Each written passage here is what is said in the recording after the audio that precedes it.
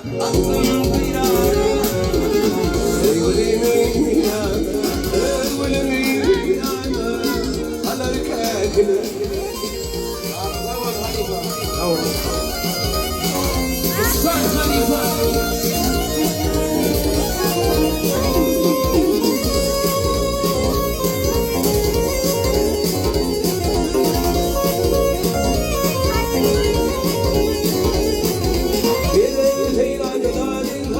Aklım hayranı, sevgilimin yanı, sevgilimin yanı, alırken gülüm.